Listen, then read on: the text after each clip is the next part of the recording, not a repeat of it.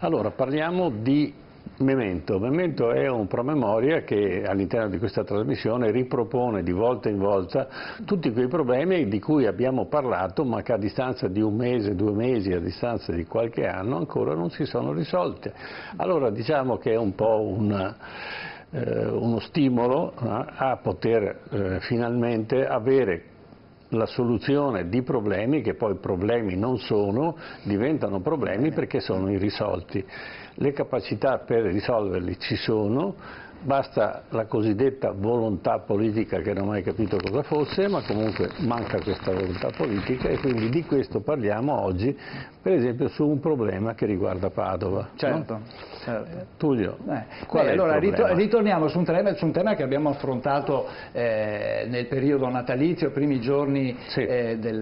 di quest'anno, e cioè del recupero, della ristrutturazione, come lo possiamo definire, la rimessa in sicurezza dell'Istituto d'Arte E la rimessa in funzione appieno dell'Istituto Istituto d'Arte Liceo artistico. Liceo artistico. Abbiamo trattenuto con noi ancora il professor Armano che ci spiegherà meglio quali sono stati gli ostacoli adesso recentemente, perché abbiamo detto la provincia si è impegnata e ha detto faremo le cose in fretta e invece pare che i tempi passano ma la soluzione non arriva. Armano, qual è il problema? È vero anche che la fretta fa i gattini ciechi e adesso mi spiego perché. Noi quando ci siamo incontrati qui a parlare del selvatico in tanti eravamo nel bel mezzo di una situazione che aveva visto annunciare la chiusura di questo storico istituto conosciuto in tutta Italia, ne vediamo le immagini, in occasione del 150° della sua fondazione.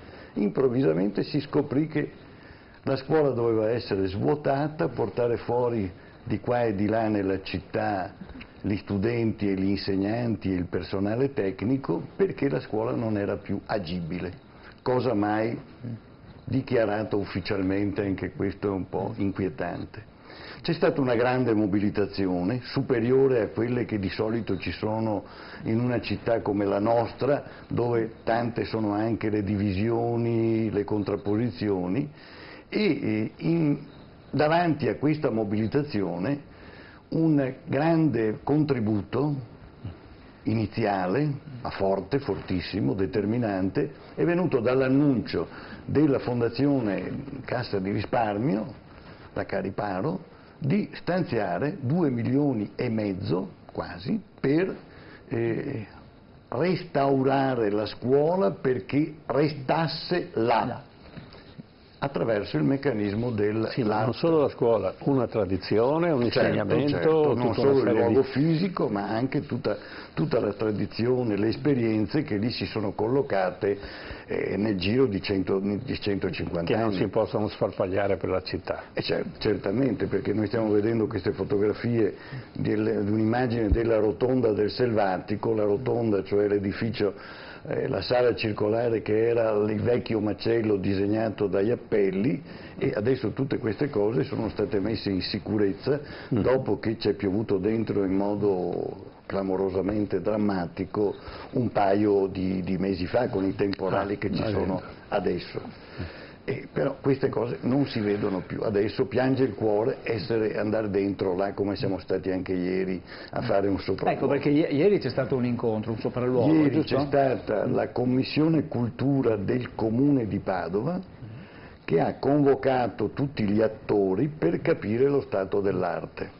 Era la continuazione di una riunione prima delle ferie di agosto, dove il Comune aveva fatto la stessa carrellata e l'aveva anche aggiornata in modo significativo con l'annuncio che il Comune, pur non essendo tenuto a mettere soldi di tasca propria, perché il Comune è proprietario dell'istituto e l'istituto è stato dato 20 anni fa gratuitamente in cambio della manutenzione, perché la legge dice che l'istituzione secondaria superiore deve essere fatta dalle province, che intanto sono state bombardate da riforme piuttosto stravaganti. Bene, in questi 20 anni, perché fu nel 97, lavori non ce ne sono stati fatti. E nemmeno è stato pensato, come qualcuno sussurrava, di fare un edificio tutto nuovo. Quattrini non c'erano le aree, neanche la programmazione, in modo di mettere in un altro contesto, sarebbe stato impossibile questa tradizione. E ieri il fatto nuovo qual era? Anzi non nuovo.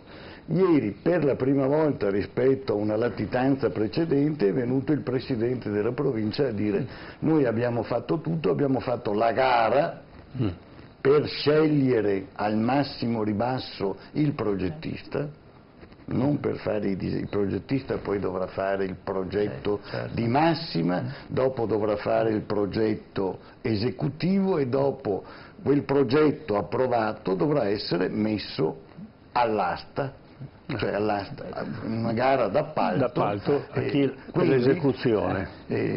La fretta fa i gattini ciechi. Perché ho detto questa frase? Perché dopo essere sparita nei primi tempi la provincia che aveva deciso di chiudere tutto, ha tentato di recuperare il tempo perduto, però in modo molto rischioso.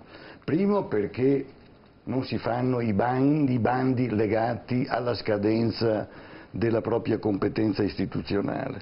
Un bando che deve scadere il 19 ottobre perché il 31 ottobre cambiano i presidenti delle province.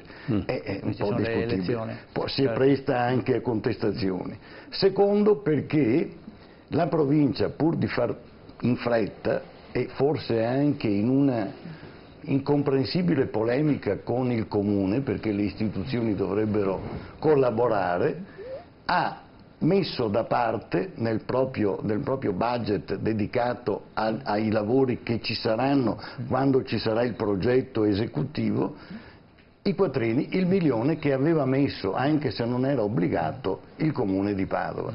Quindi c'è stato un po' di maretta ieri su questo. Scusami, però la cosa importante è che adesso i soldi ci sono per fare i lavori, il problema sono i tempi. Se devo dire con grande nettezza cosa penso io, sperando di sbagliarmi, quella è una struttura, Casen lo disse anche quando ci trovammo qua l'anno scorso, vedemmo i puntellamenti, vedemmo determinati problemi statici che quando la tocchi mostrerà ancora di più il bisogno di interventi radicali. Quindi quasi 5 milioni, dei quali alcuni vanno anche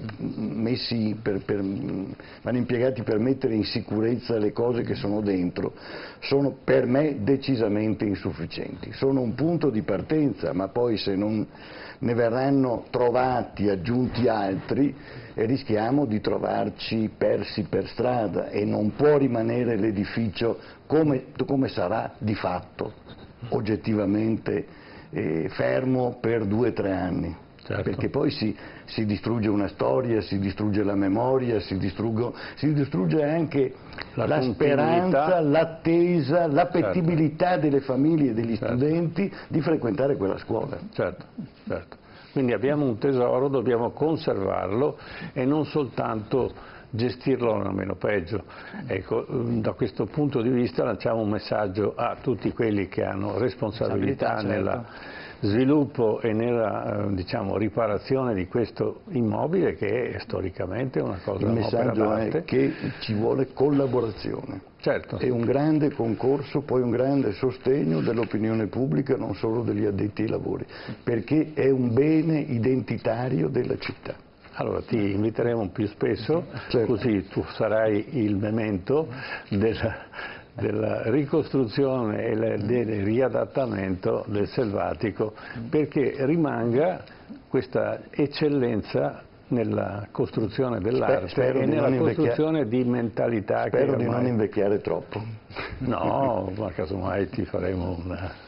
No, beh, ma con Elio Armano volevamo affrontare anche un altro argomento, problema. No, Armano? Abbiamo la questione che si è, come dire, evidenziata, è emersa quest'estate dopo il crollo del ponte Ma Morandi. non è emersa quest'estate, è già emersa da anni, no? Perché di ponti ne stanno crollando, ma mai fu così disastroso il crollo di un ponte come quello di Genova, un disastro annunciato e che abbiamo visto purtroppo che si è portato dietro decine di persone. Allora, a Padova abbiamo che era la città delle acque, no? Certo, Piena di canali, una parte di questi canali sono stati interrati, grazie al nostro sindaco Crescente, che poveretto, brava persona ma non capiva niente, e ci sono rimasti invece dei ponti ancora attivi che vengono utilizzati, e uno di questi è quello di Corso del Popolo, e poi ce ne sono degli altri. Certo. Faccio un attimo memoria, il ponte di Corso del Popolo è un ponte costruito da un famoso ingegnere che a un certo punto, quando si rese conto che aveva sbagliato l'impianto del ponte stesso perché tendeva a crollare, si suicidò, si sparò in testa e si suicidò. Dopodiché fu puntellato il ponte sotto per sostenerlo, ma col tempo i puntelli di legno marcirono, oggi lo vediamo, è perfettamente libero, però se andiamo a vedere come il ponte in questo momento è posizionato, ha un'arcata, diciamo, un po' aperta, nel senso che una parte del ponte ha ceduto. Armano, possiamo raccontare ai nostri telespettatori quali sono le criticità di questo ponte? Io non sono un tuttologo, quelli che sono tuttologi parlano di tutto e poi rischiano di fare confusione, però sono abbastanza stagionato e amante di questa città, della mia città, per sapere la storia che è stata detta, che è stata questa anche notizia più o meno accertata, perché dicono che non sia stato il progettista ma sia stato il collaudatore che si sarebbe suicidato. Non so se è vero, bisognerebbe scavare, però credo si debbano dire due cose, perché altrimenti rischiamo di fare allarmismi e non ne abbiamo proprio bisogno. Questo tipo di ponte è uno dei primi ponti fatti con tecnologie basate sul cemento armato. Sì. E quindi che si credevano indistruttibili. Certo. Poi il cemento armato si è scoperto che indistruttibile non è. Si potrebbero fare 1000 esempi, ma anche di ponti, non solo quello famoso di Genova, ma anche legati ai tanti ponti padovani, sono più o meno 180, che hanno bisogno di continue cure, di continua manutenzione, non di essere abbattuti. Per il ponte del Corso credo vada ricordato che quando si decise di far passare il tram in città, nel Corso del Popolo, si fecero tutti i calcoli tenuto conto la vetustà, i caratteri del cemento, eccetera, eccetera, e si decise che il ponte avrebbe tenuto il tram che va avanti e indietro e che crea vibrazioni. Ti interrompo, il vecchio tram o l'attuale? L'attuale. L'attuale. Beh, c'erano anche i tram tanti anni fa, giustamente. No. Io quando ero bambino vedevo i tram che passavano, che partiva dalla stazione, arrivava a Petrocchi, stazionavano anche ci sono delle fotografie stupende, in piazza Garibaldi, ma andavano a Torreglia, andavano a Fusina, quindi ha sempre sopportato questi pesi. E io credo che abbiano i responsabili tutte le carte in regola per rassicurarci. Credo che il problema non sia solo questo, di questo ponte, sia di come si curano e si vanno a monitorare tutti i ponti della città. perché quando è caduto il ponte, è caduto, sì, c'è stato il dramma, la tragedia che è ancora in piedi perché non si riesce ancora a decidere che cosa fare. Il ponte di Genova, il grande viadotto di Genova, in tutta Italia e anche nella nostra città, tutti sono andati a pensare com'è lo stato dell'arte. E so che l'università da tempo, prima ancora di questi accadimenti tragici, ha una convenzione che è stata rinnovata proprio per andare a questo esame sistematico della salute dei ponti cittadini. Ci sono ponti anche che hanno più difficoltà, fortunatamente sono quasi pedonali. Sì. Per esempio tra il piazzale Pontecorvo e via San Francesco c'è un ponte romano che percorriamo ancora, che ha ai lati dei marciapiedi metallici che sono stati aggiunti e sotto ha tutta una impalcatura, certo, per sorreggerlo. È uno dei ponti infatti che è uno dei ponti sotto osservazione, giustamente, perché com'è la situazione, per essere anche franchi? Quando succedono tragedie di un certo tipo, tutto allora diventa attuale. Quando poi la memoria si allenta, arrivano altre priorità, i quattrini sono pochi, vanno spostati, si fa dappertutto questo, vanno spostati in altre direzioni. Quindi è bene, a proposito di quello che stiamo facendo, che l'osservazione nostra di cittadini, l'osservazione delle autorità pubbliche, degli ambienti scientifici, sia sempre viva, perché se è iniziato quel lavoro di monitoraggio, di esplorazione sui manufatti cittadini, piccoli, grandi, sono tantissimi, anche recenti, è bene che prosegua. Faccio solo una notazione: abbiamo la grande circonvallazione. Certo. Via del Plebiscito, cioè la zona industriale.